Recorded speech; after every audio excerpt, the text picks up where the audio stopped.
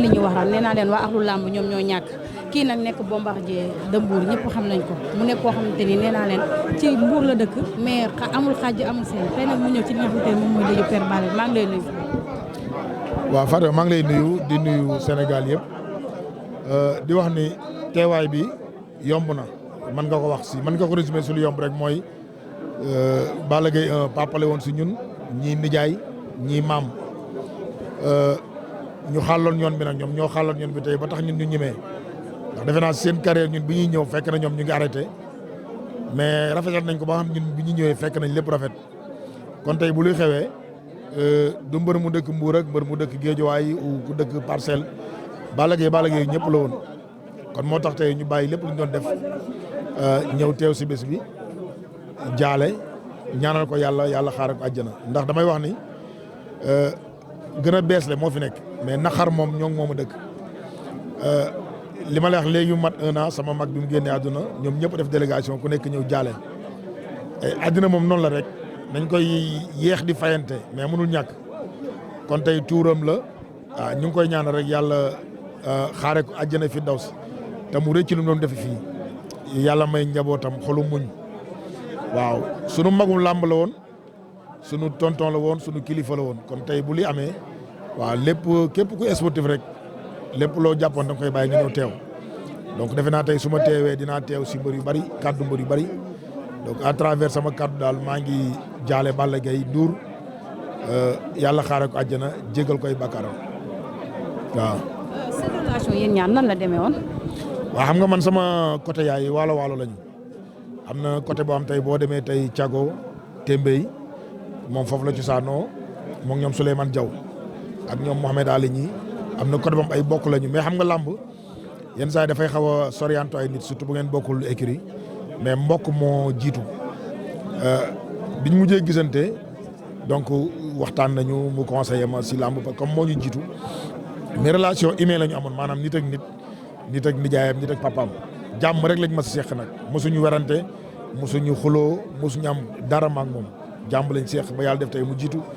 te bés bi ñun ñëpp mu ngi ñuy xaar ñun ñëpp dañ koy fekki yàlla na yeex kon nañu rafetal rek ba fekki ko ñu ngi koy ñaanal daal mu rëcc lu mu doon def fii. ñu gis ni fan yi lamb du mën na sax lamb comme damay généraliser gis nañ ni ñoo xamante ne ci axlu lamb lañ nekk mën nañu wax ne ay ancien gloire lañ parfois dañuy seen i problème day xaw a critique ndax gis nañ ko ci cas Boy Bambara tey Père Balla Gaye Jules Baldé Junior ñu bari na mbëri seen taxawaay dafa xaw a des ci cadre boobu noonu loolu ban message nga siy lancé. waaw loolu manque d'organisation la rek xam nga tey lamb dañ ko war a structuré ba nga xamante ni tey boo demee retraite di nga am looy touché dina am ay ndimbal yoo xamante ne jóge si état mais boo seetee tey lamb affaire individuelle la donc boo bëree ba pare après jeex na amu retraite loolu ça fait des années ñu ngi koy wax donc manque d'organisation la tey boo gisee ku si bëree ba bàyyi bëree boo amul si leneen loo jàpp rek soo moytul da ngay dund après dund bu difficile donc moo tax may lancer appel ci sama rakku mbër yi lamb nañ ko booleeg métier normal tey boo demee ba arrêté sa carrière nga continuer sa métier normal du dëgg